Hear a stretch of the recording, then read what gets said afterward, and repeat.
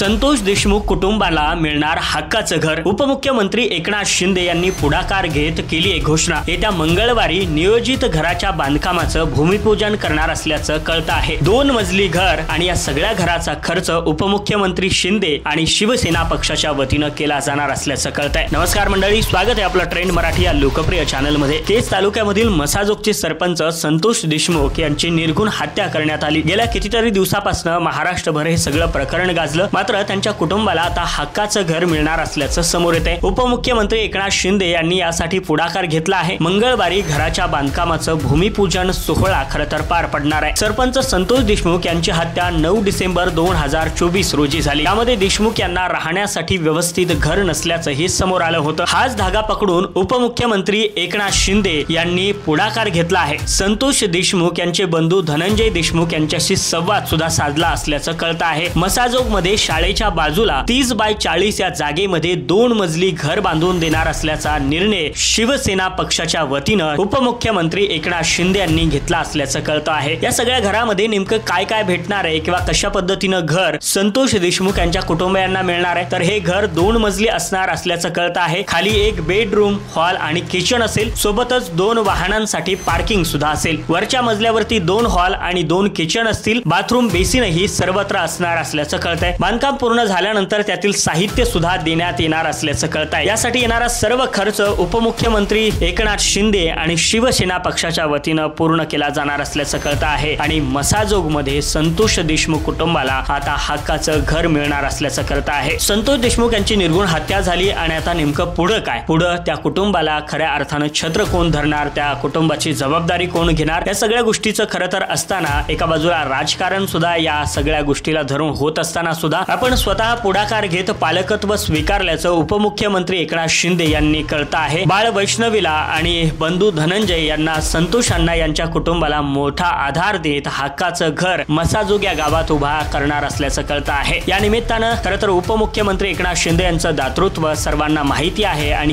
कठीण प्रसंगी गोरगरिबांच्या मागे उभा राहणारा नेता म्हणून अशी ओळख सुद्धा उपमुख्यमंत्री एकनाथ शिंदे यांची पाहायला मिळते। अनाथांचा नाथ म्हणून खरं तर त्यांना संबोधलं जातं, मात्र तेच आता अनाथांचे नाथ मसाजोग मधील संतोष देशमुख यांच्या कुटुंबियाच्या मदतीला धावले असल्याचं पाहायला मिळतं। येत्या मंगळवारी नियोजित घराच्या बांधकामाचं भूमिपूजन सोहळा सुद्धा पार पडणार असल्याचं कळतं आहे आणि संतोष देशमुख कुटुंबाला हक्काचं घर मिळणार असल्याचं कळतं आहे। वेळोवेळी अपडेट मंडळी आपल्यापर्यंत पोहोचवण्याचं काम आम्ही करू, त्यासाठी ट्रेंड मराठीला सबस्क्राईब करून ठेवा।